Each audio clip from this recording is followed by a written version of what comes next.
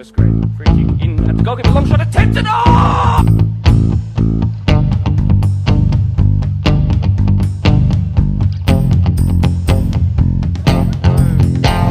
Great kick pass out wide. That is fantastic. That is sensational. And then the winner.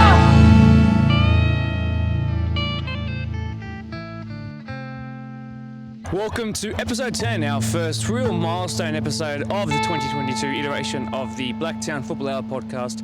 My name is Mark DePoli. I'm just as excited as I was for round 1 or episode 1 as I am to bring in number 10, and I will be to bring in number 50 and hopefully into 2023 as well. Plenty of things to talk about before we get into our round of special guests. Plenty of results, tables to look at, all that sort of stuff, match of the rounds, highlights, you know the drill. But it's going to be an especially long one today, so strap yourselves in. Enjoy the football happening behind you as well. Ropes crossing under 12s and Tigers under 12s, who feature a lot in this episode, by the way. The Tigers playing out a thrilling one-goal game in favour of ropes crossing at the moment. So if something happens in the meantime, I'll keep you informed for sure. But yeah, like I said, 10th episode, really great to be out here. Of course, we're continuing that sort of live theme that we're going for, moving away from the inside office and you know, using our BDSFA and Spartans mic to bring you everything for this episode. So once again, thanks for joining us, and make sure you sit back, relax, and I'm going to help you out by putting up tables and results on the screen as we go to make sure you guys can keep up along with it. So plenty of things to go through. As a goal goes in Tigers' way to equalise one apiece. I've got to edit this out so that we don't get copyright struck. Fantastic. I'd like to let you know that the next couple of weeks we're going to be celebrating something that really deserves to be celebrated. That's Female Football Week. Recognition, celebration, and a time for reflection on how we are helping our female game progress. And you know what, not just in this sport, but every sport out there. So there are going to be entirely dedicated episodes of just female podcast guests. And we're sort of going to be giving that a glimpse this week. 2 guests featuring who are female. So keep in store for that. I'd like to just say it would be great that we get to the point in our world where Female Football Week isn't sort of a week that we have to sort of designate at the start of the year, and you know, it can just be something that we're on an even playing field, and we don't need this to be able to sort of achieve that even playing field. But we'll get there one day. This 2022, to make up for the loss of 2021, it was rained out, and then we had the Coco. It's all just making those steps towards an overall progression for this sport. And for women's sport and for men's sport. So I'm hoping that this just does its own little part in going towards that. So, like I said, Female Football Week around the corner. You know, I don't think it's been as at a positive point as much right now as it has been the past couple of years. You look at the Barcelona women's team. You look at Sam Kerr's Chelsea, who are killing it as well, and their Super League Division 1, of course. In terms of membership and sponsorship and the actual quality of games and the people who are coming to watch, I think it's the best it's ever been. So again, this is just doing its own little part as we push towards Female Football Week and push towards not needing a Female Football Week, if you know what I mean, and take that the right way, of course. I think it's great to see. So I encourage you all to stick around and check out our extra special guests. 2 of them, of course, are female themselves. So, what am I going to say now? I think before we get into the results and ladders as we do every week, I'd like to remind you that for Female Football Week, there's a festival of football coming up here at Blacktown Football Park on Sunday. There's going to be 2 live stream games, of which I'm blessed to be able to bring both of those games to you. So we'll do 2 separate streams. You just cross over from one to the other. There's all age games going throughout the day. And there's games all the way down from here down to Anna Aquilina from I think 8:30 in the morning. So there's going to be a great day of football here to celebrate Mother's Day. And I'm just hoping that we can get as many people out here as we can. The canteen will be stacked. There'll be photographers everywhere. There'll be media people everywhere. People holding microphones like this. So if you want to get involved and you know, say your piece and contribute to Female Football Week, please do. Pull someone over who's holding a camera. Say, let's get a photo. My daughter or this all girls team. I'm all for it. I encourage it actually. So keep an eye on this Sunday when you're here playing your games. Fingers crossed for really good weather as well. Now let's keep it local as we begin. Looking at our first round of results. So, starting with the match of the round, an absolute thriller it was between Prospect, who were technically at home here, against Quakers Hill Tigers. Again, another iteration of Tigers playing behind me. In the Deploy Premier League 2. I won't tell you the final scores just yet, but I'll give you this highlights package, and I hope you enjoy that, and then the interviews following on afterwards. Claim in the end. Pressure there. Adam done really causing Marsh any issues. Dryland at 42 might find this difficult in a foot race though. And this is a huge chance for Tigers. They have so many options. They need to play quickly. First goal of the day. First goal for Tigers in a 2022 match of the round. And what a finish. Long that goes by Bouzis. It's missed both two centre-backs. Marcoux, this is exactly what he does. Keep us out of position. Marcoux! He does it! Equalised again. We are 1-1. In swing this time. Low and flat towards the front post. Cleared somehow. Sarkos looking for a spectacular. Oh! More? Well, that was going viral. That's what it was going to do. Hawthorne, flick on. Was a little push in the back, but he's done well to flick it on in the end. Clipped out wide. Snowden up against Fakhuri. Players ahead of him and inside. Looking for someone to get into the box so he can whip it in. He does it now. Bouzis spills the first ball and the follow-up now to put his side in the lead. Tigers now put the pressure on down that right-hand side. It's been coming. That right-hand side has looked dangerous. Great to watch on the ball. There was another Sarkos in the Facebook live chat as well. I'm saying hi to you. He wants to see his side prospect win. That's a nice looking touch. Handball called. Huge call made. Huge moment at the start of the second half to put us at 2-2. Can they come back again? Emphatic penalty. Tied at 2. And John Paul George was cool, calm and collected from the spot. Make that 3 goals and 5 assists in his opening 4.5 games. Of my little spiel. Oh, Ben Marsh, and straight away Marcoux was onto it. I'm telling you, he's got a curse in his favour. Marcoux still trying to hold it up. He's done so well, the 29-year-old. Marcoux squares. Couldn't quite find someone whose name I can't quite remember, as that ball was whipped in towards the back stick. And Tigers now surely. Oh, he's missed a sitter. He's missed an absolute sitter. Schneider whips it towards the back stick. Players rising. So many players have gone down. How can you even possibly make a decision there without some sort of VAR? Now, save on the line there. Really well Sek into the box. He wants to double his account. He goes down. That's surely a penalty. Oh, I didn't think he got any of the ball there. Into the goalkeeper's rights. Tigers win it back. Long ball over the top. Oh, he's completely unmarked. Out just outside of the box. Now inside the box across the keeper. Oh, it's gone wide. Capacity still in those legs. He's now whipped in a great ball. Oh, he had a free header and he couldn't direct it down. If he'd have missed that, it would have been a very different story for the scoreline, I'm sure. McLennan has got a goal to his name. That's a great ball. Sick! Oh, yes!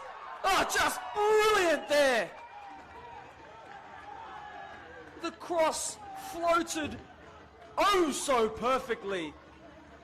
And everybody coming forward to celebrate. About even numbers here, attacking and defending squared. Will it be? No! Saved brilliantly by Ben Marsh.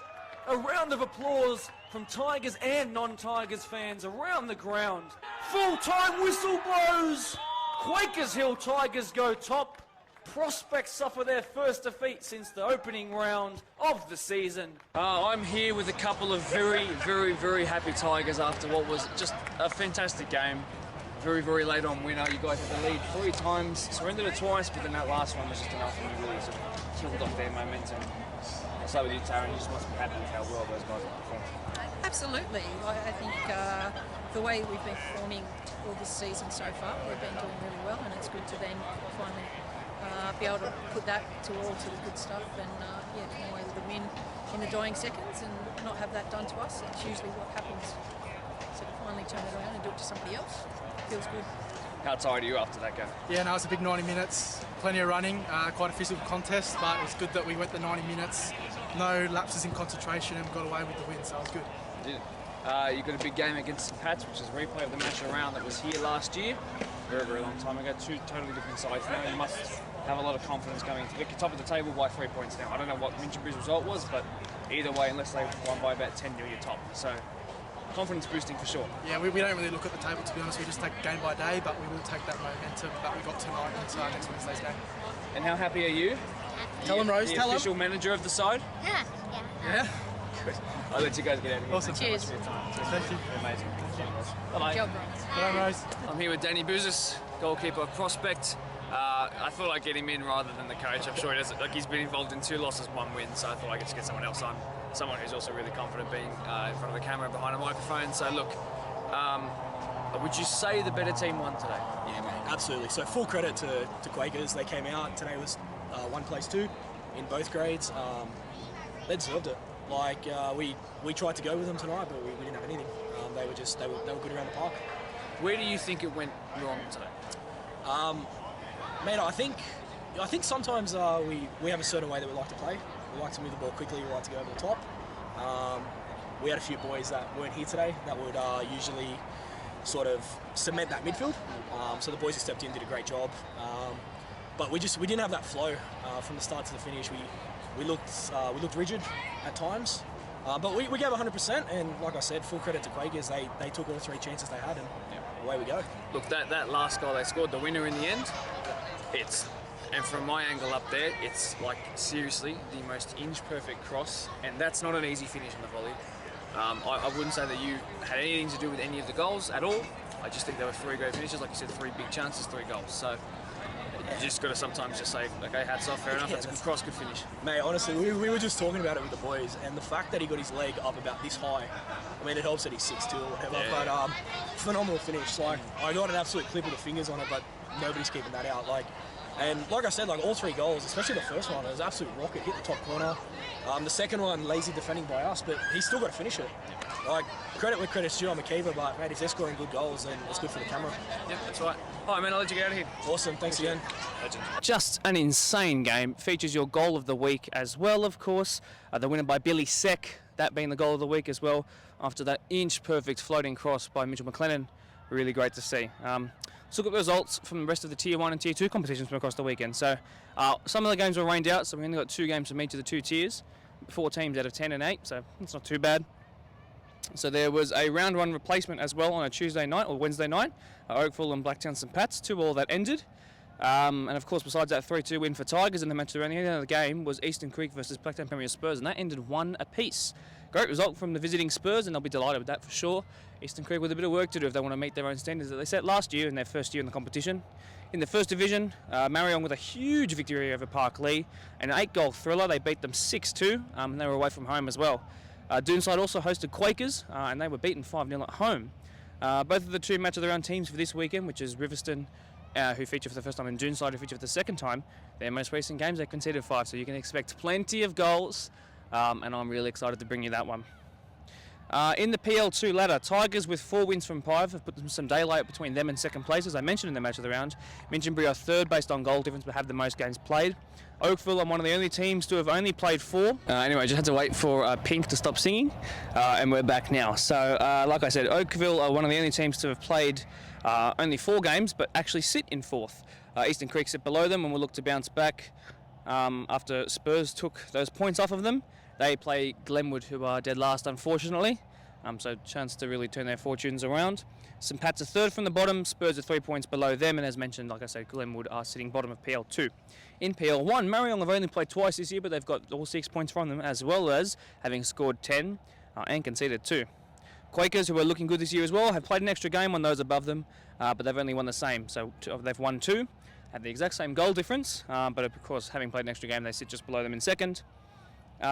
Workers as well, 2 games, 1 win, 1 draw, looking strong in third. Doonside have only averaged a point per game. They played the most amount of games in the division, 1 win from 4, as we saw in the match of the round against Polonia it was. Ponds, 1 game, 1 win, as we saw again in the match of the round. They play Marion next in the derby. Ropes Crossing, who were dead last year, 1 game, 1 win as well. Park Lee, third bottom, 1 win from 3. The Gunners, only 1 game, and that was their loss to the high-flying Quakers. Polonia, 3 games, no points on the board just yet. Some serious work to do there, of course. Moving swiftly on to our AYL boys, who had a fantastic weekend against the PNFA. The 13-7-1 victors, top of the table. The top of the table, scintillatingly brilliant 14s-1, again extending their lead at the top. They won 4-1. The 15s played an incredibly entertaining 3-all draw. And the 16s won 4-2. They had a goal of the week nomination, but didn't quite win it, unfortunately. To round out a fantastic day. The Spartans girls were meant to play Illawarra, or if it was Spanish, I don't know why I'm saying this, but if it was Spanish, Illawarra, at the weekend. But their grounds were rained out and they have to be rescheduled. The boys, though, they did play. Most of them did. And some did really well. So we had Mount Druitt Town Rangers visiting here. in what you can call a Western derby. So the 13s had a 5-1 win over their opposition. Great to see them really putting some points on the board now. I love it. The 14s returned to winning ways, 2-0 win they got. The 15s a huge 1-0 win, but no thanks, of course, to a show-stopping performance by our goalkeeper Heath Cameron that included a penalty save for the last 10 minutes. Certainly was on the line there. 16s were down 2 at half-time, but couldn't sort of complete the comeback. They ended up losing 3-2. They conceded a goal to make it, to give the opposition 3. Ivan Damjanovic, though, what a goal, my friend. I hope you enjoy looking back at that one, mate, because it was a stunner, even though we did go down in that game. The 18s that unfortunately lost 4-1. Couldn't really find their feet in that game, unfortunately. Hi there. Totally forgot to mention first grade boys and our 20s. Up against Mounties Wanderers, away from home. Mounties field was not good enough to host 2 games, so they just did the first go game, so 20s have been rescheduled. I can show you the highlights courtesy of our friends at NPL TV. I'm currently recording this off the FaceTime camera of my Mac, so if you're wondering why I look like a Ken doll, that's why. Space on the far side, and it's played to Sam Perry. Perry delivers. There's the in-swinger. Now Bartels, awkward height. We go on. Bartels on the turn, and he scored. And now for the Mounties, they're attacking, and Bartels looking to make the run. Bartels in again. He scored again. Now that we're through all of our results, let's talk about the rest of this episode, shall we? So, if you haven't gotten the hint yet, I'd like to remind you, it's Female Football Week coming up, beginning as soon as really the big festivities of this Sunday, but really we begin from Friday, which is the 6th.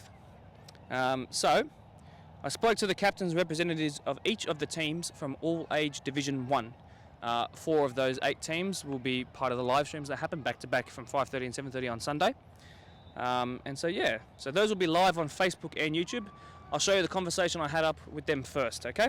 Second is a conversation I had with my good friend Sue Sim, who I work in the BDSFA office with. She's someone I turn to for guidance very regularly. She talks about the ever-important Shush for Kids movement, which you'll hear a lot about, and I encourage you to really listen to that. Her time here at BDSFA and Spartans and what she looks forward to for Female Football Week coming up. Lastly, having already gone to Doonside in a previous episode, I went and spoke exclusively to their opposition for the match of the round this week in Brisbane Schofields at Schofields Park for this Saturday 6 p.m. game, so make sure you're there for that one as well. They had some great things to say. The last time we were at Schofields Park for a match of the round, we had a 4-3 win. After they went down 3-0 half time, they came back and scored 4 unanswered goals in the second half, including a 92nd winner by a 16-year-old Moses Enriquez, I do believe was his first and last name. Finally, we'll then cross back here, of which I'm about to film the outro for this. We'll have our goal of the week. But yeah, I'm excited for that. So I know I've spoken a lot, so without further ado, please make our all-age 1 women's feel welcome. Our first round of interviews for the girls will be featuring on our live streams this weekend. I'm here with Elizabeth from Parklea, and she's been kind enough to jump up here after just finishing the photo shoot for our thumbnails that we're making in preparation for the games this weekend. I'm really excited to be covering those games. I'll be up in the commentary booth, of course, here behind us at Synthetic Field 1 here at Blacktown Football Park. But I'm here to find out what Elizabeth thinks about all that sort of stuff and how pre-season's going, and got a whole bunch of questions for her and a couple of others sitting around the room at the moment watching on, wondering when their turn will be to step in front of the camera and behind the mic. So Elizabeth, we'll start with you, of course. Thanks again for joining us as that goal song goes off in the background. Tell me about what pre-seasons look like for you. Have the team bonded really well? Yes, we've had limited training sessions because of the weather, but what have you noticed, and is the team looking good, ready for round 1? Yeah, well, we played our round 1 last Sunday. I think because as a team we've played for a couple of years together, so we're all fairly familiar with how we play with each other and what we expect of each other. So given we didn't have any training sessions, I think we had quite a good round on Sunday. Excellent stuff. Yeah. Cool. So round 1 last weekend, so I don't think every team played. Most of them would have got washed out. So tell me about what was the result there, and what did you notice? Like, are you guys looking as good as you have in previous years as well? We're not looking as good, I guess. Obviously, our fitness levels are all down, and that's going to change moving ahead in the season. I think our final score was 3-0. It was a good match against Doonside. We all got our good touches in, and we moved around really well. Fantastic. You can hold this microphone, by the way. So for the next question, no, okay, no. okay. So in terms of you and your footballing journey, what originally and what age did you first start playing, and what sort of sparked that interest back then? And then in terms of when you came to Parklea, how many years have you spent at Parkley, and what's kept you going for so long? So starting with when you first started and then moving into Parkley. Yeah. So soccer journey started when I was, I think, about 5, under 5s. I come from a big family, so my older brothers, they always played soccer. So they kind of kicked that off for us. We started at Rivers and Schofields, down at that club. We're there for quite a long time. We're in the all-age ladies there. And then just 1 year, we weren't able to pull a team together for the all-age ladies, so we had to go and search for a new club, and we came across Parkley. So that's how I started the journey at Parkley. Been there coming up to 5 years.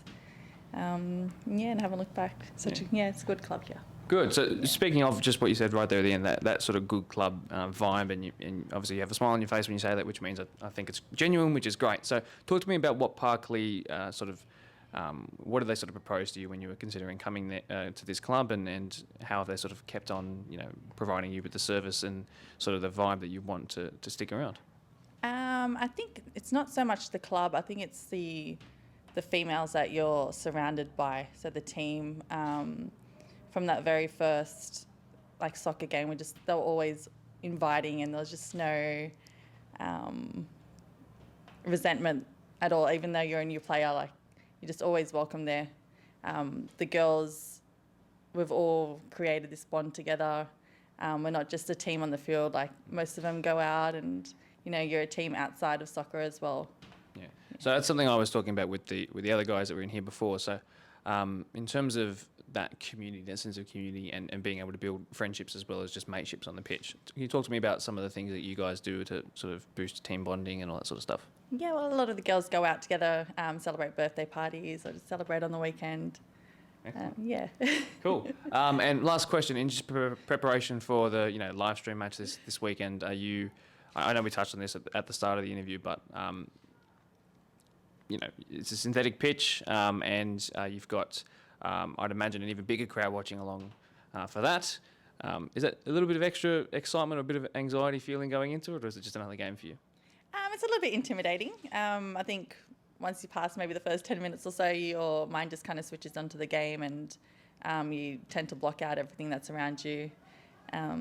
But it's just getting used to that pitch because you're not always on the artificial turf, so yeah. All right, Elizabeth, thank you very much for your time. I'm here with Maddie, who plays for, of course, Quakers Hill, and she will be participating in one of our live stream games Sunday week on Mother's Day to kick off Female Football Week with a huge set of events, which I think is going to be really positive for all things female sports, not only just female football. So, Maddie, thanks very much. I know we're pushing for time. You've got a game to go off to, but why don't you tell me a little bit more about how long you've played football and how you found yourself in a Quakers Hill shirt?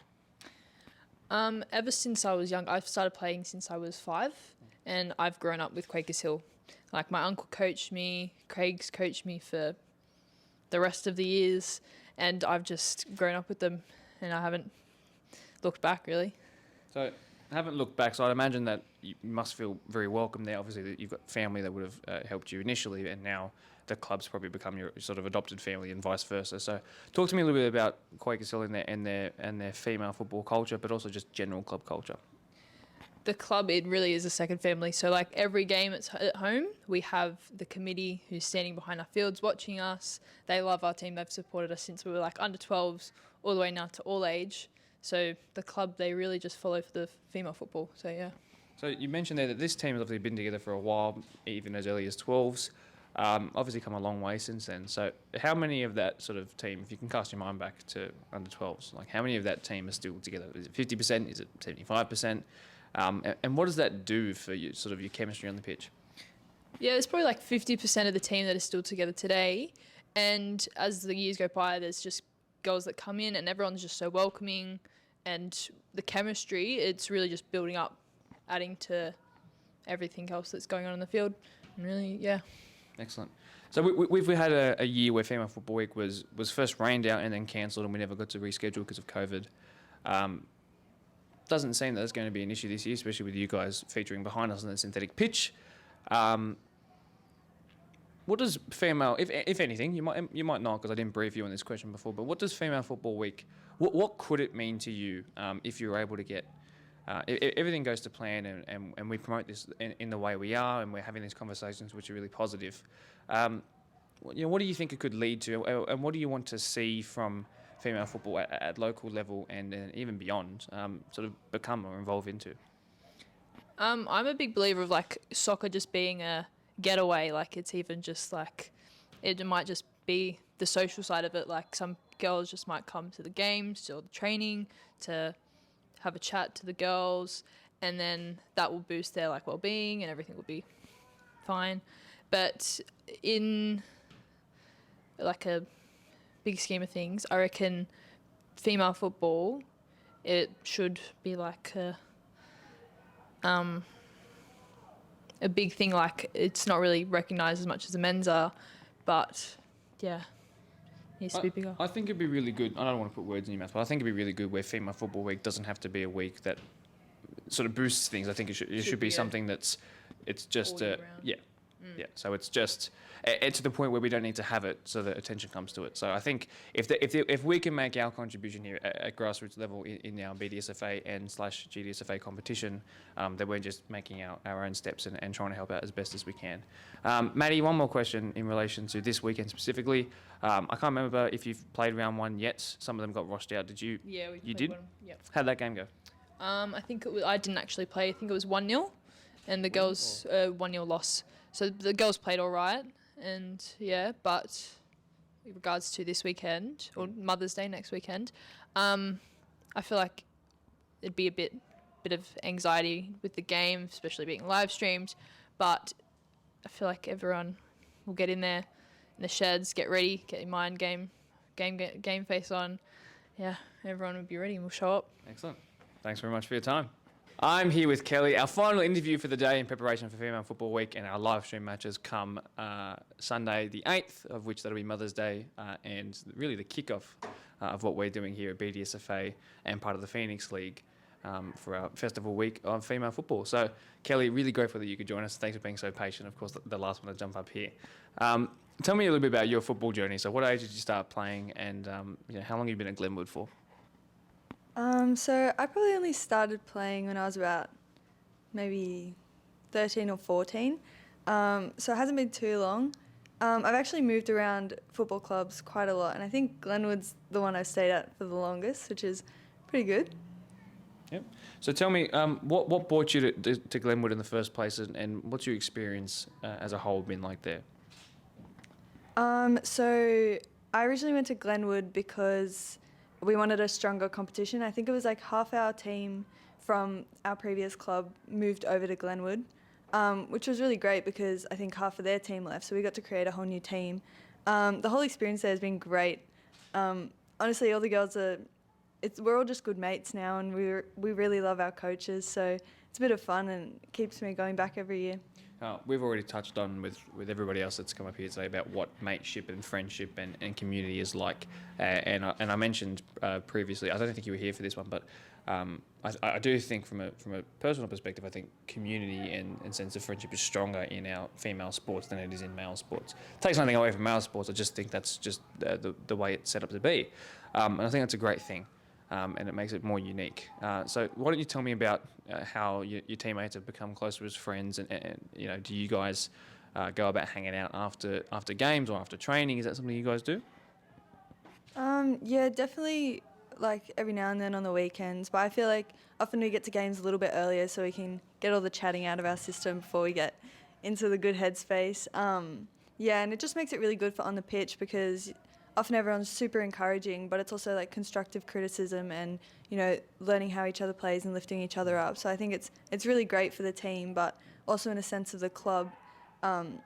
Especially this year, I think we've got to know some of the girls from the other teams as well, which has been really great. I think it's both a good and a bad thing that you guys chat too much. I can see by the reaction of your coach behind the camera that obviously chatting is something that comes into it a lot. So, no, it's a good thing. And it's good to see that sense of community is growing. I think it could be a good thing on the pitch if you're all getting along. So, talk to me about you as an individual playing sports. So, are you?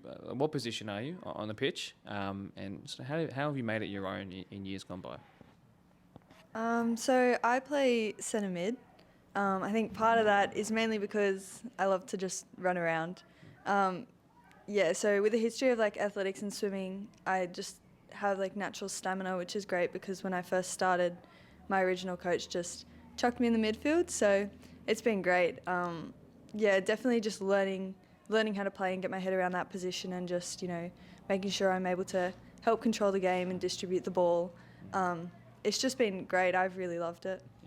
And my final question to you is regarding the game itself next weekend. So you're going to be in front of an even bigger crowd than normal.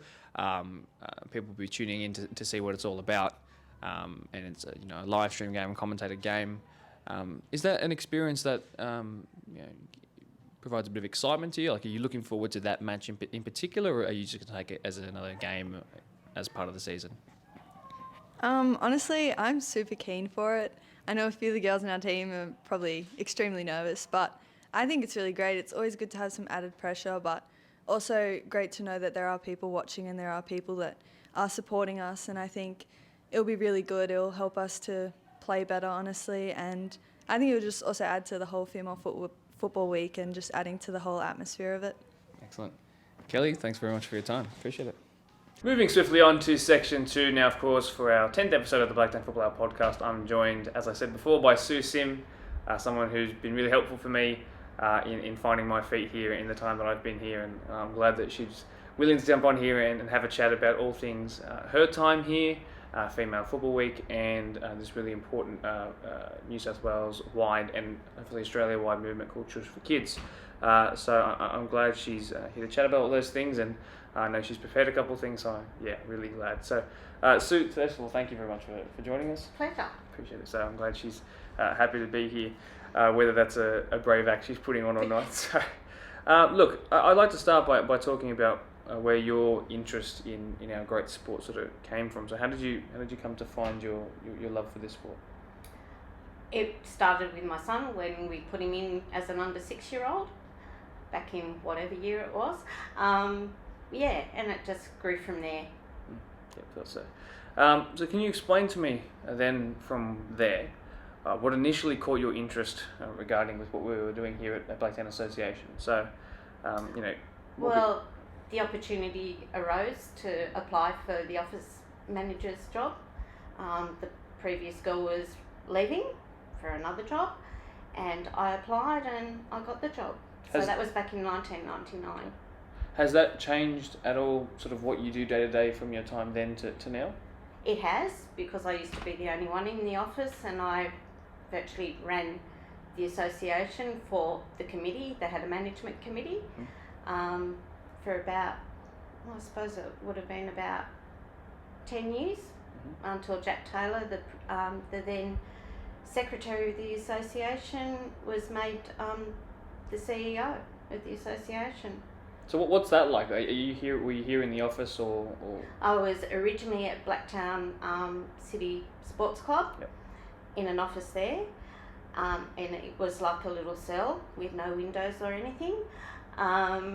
That was for about 12 months. We moved to Francis Park in September 2000 in I'll say a better environment, but not quite as beautiful as the one we are in now.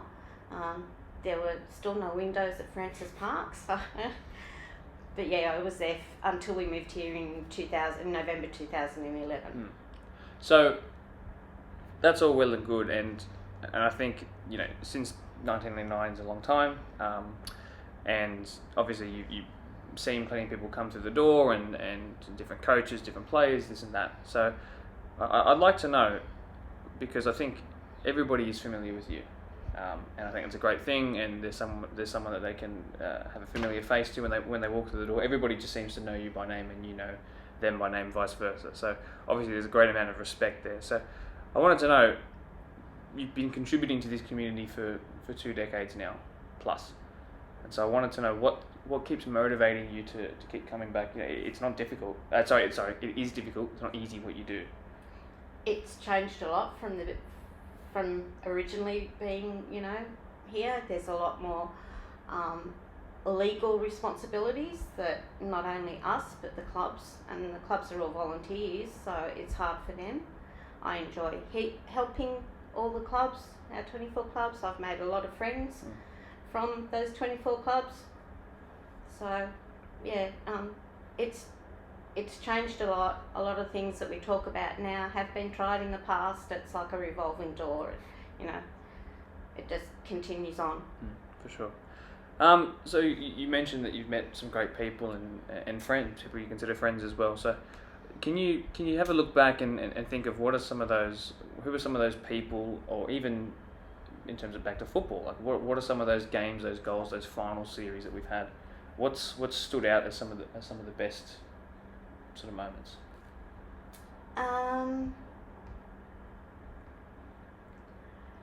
We originally had our grand finals at Lily Stadium, what it's called now, or Blacktown City of Football, or whatever it's called now. And that was just for Division 1, so only Division 1 players got to play there, and then we had round robins out at Shelby Reserve.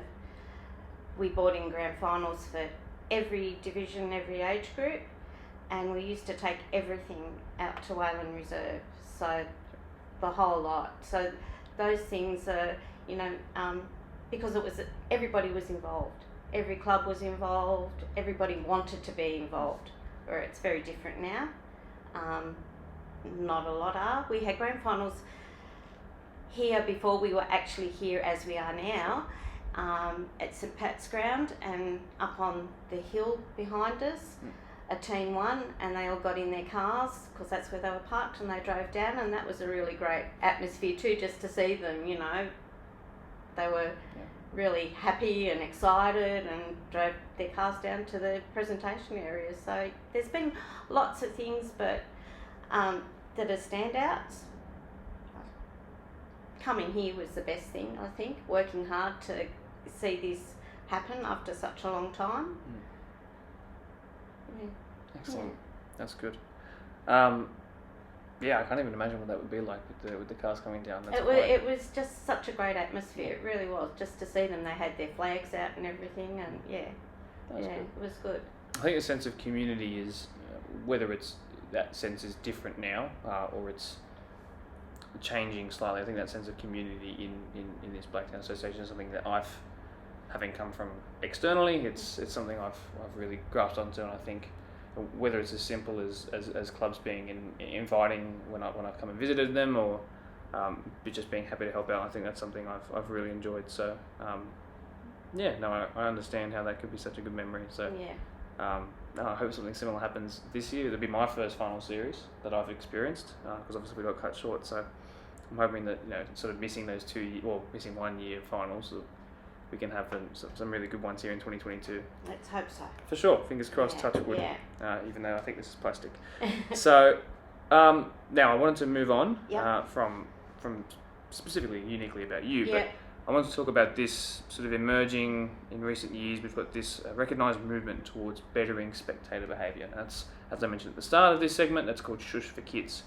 It's something that for New South Wales is pushed by the state government. And it's basically a month of where we are putting out, where the government's putting out resources, and these people are putting out resources and aiming to really boost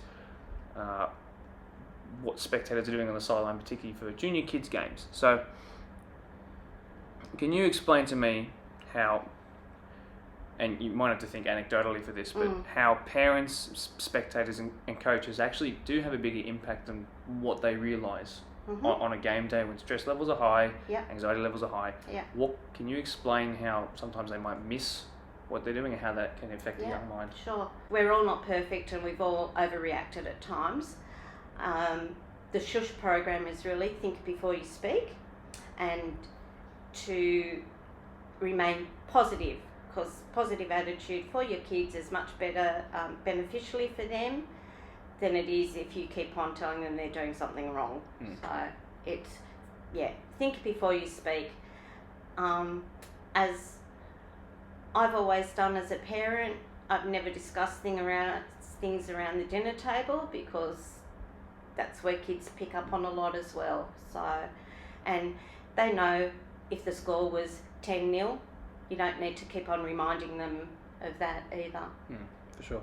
I think even when I was only ever just a community player, but I took my football really seriously, all my sports really seriously, and some of the fondest and more difficult memories I have when I reflect on my play time was I remember my grandmother telling me once that she'd never seen anyone better play before. So it was really simple stuff that sticks with you. That's right. It's being positive and picking up on the things that they've done well, not the things that they've done badly. That's right. Yeah. Of course, there are plenty of like those athletes who make the top 0.1% who will say that their parents were particularly hard on them. But I think there's also that level of respect that goes both ways, and just sort of that ridiculous desire for that bracket of people. But I think for most people who are like, there's 2.1 million people playing football/soccer in this country as of 2019. Yeah. So most of that bracket isn't that sort of that extremely switched on mentality. So there is a general way to treat people if they want to continue participating in sports, which is generally much better for mental health because of the physical benefits and the mental benefits that come with it. So yeah. That's exactly right. And there's only 11 players that will end up playing on the pitch for the Socceroos. That's right. And yeah, it's pretty small percentage. Yeah. It's a pretty small quartile of people that make it. It is. I think it's also important to mention that this Shush for Kids movement and this month where we really deeply look at it, probably should be doing it all the time, but when we particularly focus on it, it's not just the players that can be affected. It's to support the coaches, the referees, the club volunteers. As I keep on saying, they're volunteers, they don't get paid. Exactly. So If there's young referees or game leaders, they might not even have their uniform yet because they're just so new to the job. Yeah. So it's important that we look out for them as people who are contributing, because without those guys, we sometimes we don't have games. No, so that's exactly right, and it's sad to say, if we don't have a referee, there is no game. Correct. Because somebody has to come along and referee that game so the children can play. Mm-hmm. And we've got to be positive to everybody. So the next question I have, Dan, and I don't know you've looked at these, but it's about what can parents do instead. Now, you've mentioned how it's good to be positive, but maybe we can touch on how you can still critique and provide, advice, still trying to maintain that sort of positive tone. I think being a parent on the sideline, you should be positive to your team. You shouldn't be saying that little Johnny did something wrong. The coach is there to coach and to tell the players where they should be and what they should be doing. It's not for the parents to then yell out and say, little Johnny, why are you doing that, when the coach has told him to do that. So that's getting back to being supportive of the coach as well. Yeah, I still distinctly remember one or two times where I thought a parent had said something about me, and I remember sort of what ground I was at and who I was playing for at the time, and it still kind of bugs me just thinking about it now. I thought this one parent had shouted out at me, and I was like, hang on, I've got it. I was in goal, and I was like, hang on, I've got a clean sheet. What's going on? Yeah, you do. Yeah. And even though it could mean nothing, it's nonchalant to them. That's right. It can stick in a young mind. And a lot of the time, and I will say to some parents, if they ring up and say anything about a coach and whatever, let's use a referee. The referee didn't do this, and I yelled out at the referee, and I remind them that referee is a minor, and how would you like it if your child was getting told he wasn't doing very well? So, we all have to be aware that, everybody's doing it for the love of it, really. Yeah. That's exactly right. So, as we sort of wrap up that last question about Shush for Kids, just remember, when you go out to game day this weekend, there's going to be pretty high emotions, I imagine, here at Blacktown Football Park, because we've got our female football festival, as I'm sort of calling it. On Sunday, there's going to be plenty of people there. Just things are going to be louder, which means everything you shout will be louder. So just remember, what you do shout out this weekend will be heard, and just remember to how it comes across is really important. So we want people to keep playing. We want people to keep, we want referees to still be interested, and we don't want to sort of tarnish any memories they have, especially so early on into the season. So let's make sure that we're really actively working on that. Again, don't get me wrong. There's been plenty of times that I have a younger sister, and I'm sure that I've been critical of her when she used to play football, but that's just because, that's just my competitive nature, and I get you share that. So make sure we're just It's all more actively. just being supportive. Yeah, that's right. And being aware of what you're saying. Yep. And if you refrain it once, you'll keep the pattern going. Yeah. So, my last question to you, and speaking of Female Football Week this weekend, it is just around the corner. It actually begins tomorrow. I'd like to spend the last question of today's segment by focusing on it. So, what does Female Football Week sort of mean to you? Actually, I'll keep it there. So, what does Female Football Week sort of mean to you? Yeah. That's a bit of a hard one. It is. Yeah. Because I'll just relate back to me personally, what I have always done. I've always done fizzy dancing, and I teach it, and female participation in soccer, football, whatever we want to call it now, was sort of nothing that I really thought, even when my son started, that I'm not saying that they shouldn't be involved, but it was never like a huge thing for me to go and watch or female football until the 2000 Olympics. That's right, yeah. When we went and watched the USA team play, and it changed me towards female football. And having Kaya Simon, she was a local junior here for Quakers Hill, she played in our junior league, and I know a lot of girls look up to her. We've had some great role models. We've got some great role models still in our Spartan space, and not just in Spartans, in our local clubs as well. So I sort of started this episode, which I recorded last night, but I basically said that I was keen on getting to the day one day where Female Football Week doesn't have to be a thing because we have achieved that equality, and that's what it is about. Yeah, and it is. So as awkward as that conversation is to have, that we need to level things up, that's the reality, and that's what this is for. What's something, obviously this one won't make that overnight change. That's not what this 2022 Female Football Week is for. It's a progress, it's a process, I should say. So if there's a couple of things that you'd like our girls who are watching along now, girls or women, anyone, youth, mini-roos, whoever it is there a certain takeaway that or a message you'd like to sort of present to those guys watching along who, either feel like perhaps their playing field is not even in the whole big world of football? I think the thing is with football, anybody can play it at any level. With the female side of football, I find it very I've lost the words. They're very supportive of each other. They like to have fun. They enjoy each other's company, and I'm not saying that doesn't happen with the male side, because I know with my son, he's played it for 25 years or whatever, so he loves the sport, and some of his best mates have come from playing soccer, like would have been with you too, I suppose, Mark. So I think it's just being involved in a team sport, which is good. You make a lot of friends, and you have those friendships for life.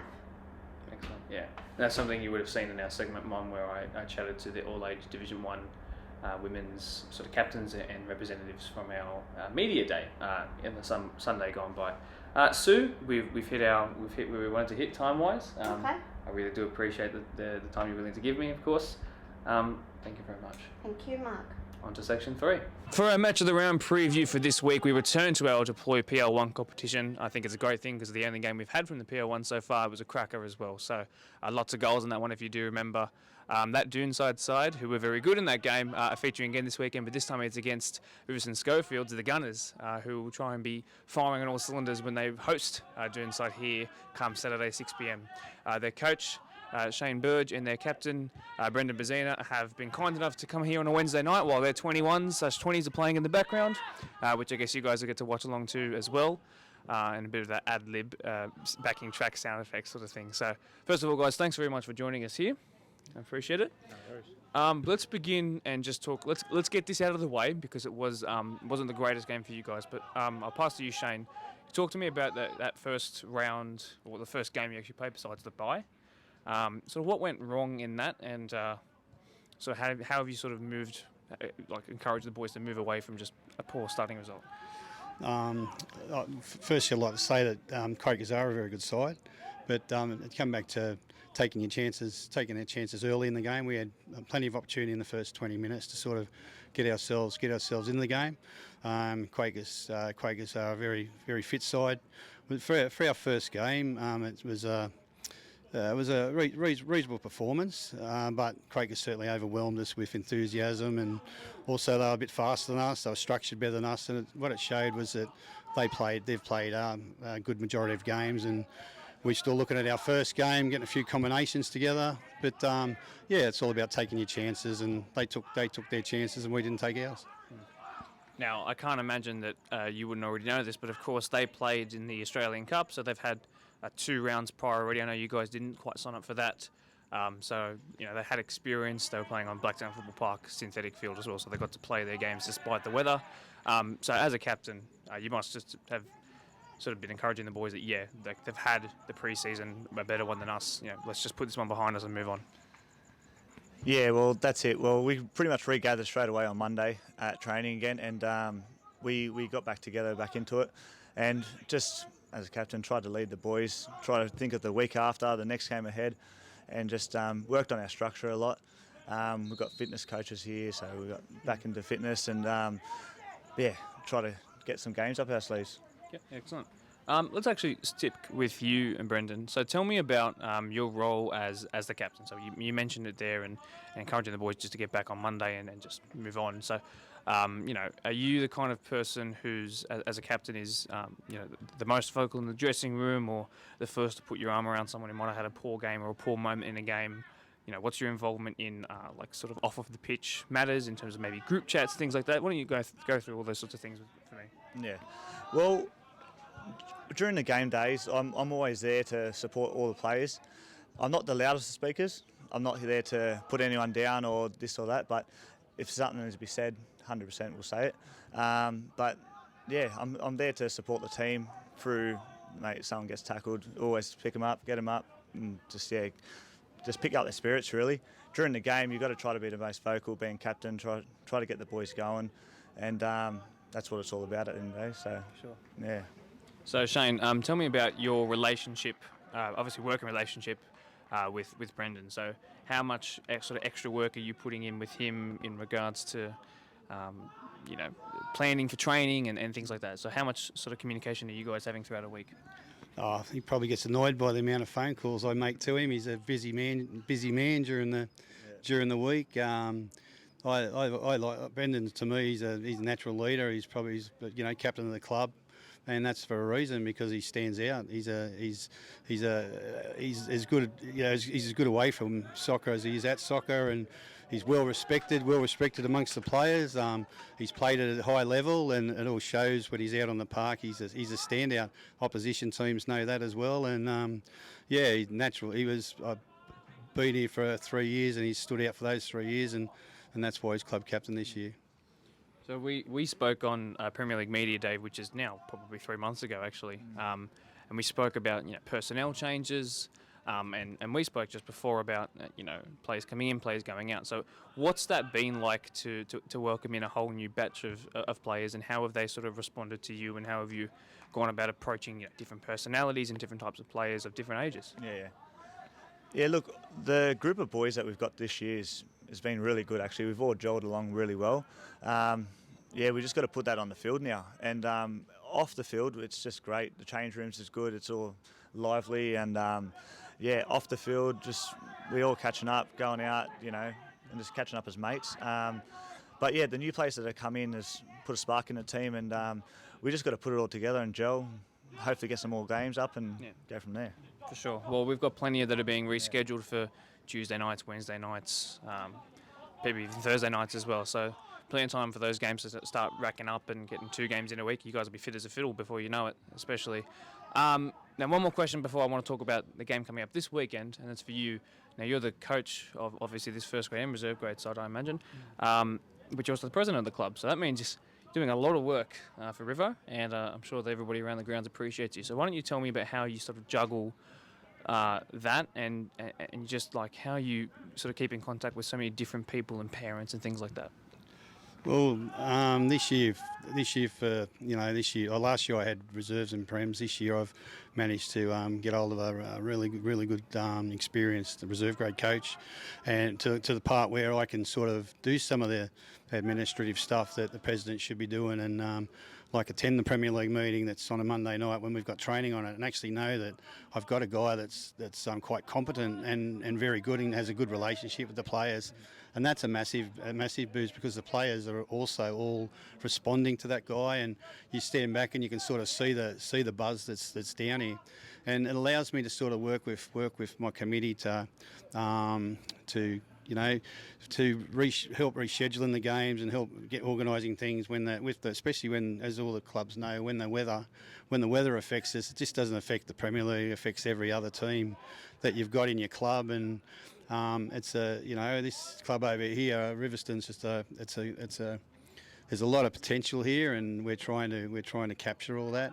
But specifically, the role is to get the kids on the park, put a good Premier League squad together, put the community together, and it's anyone who's been involved in football on committees would know it's a big job. There's lots of hours involved.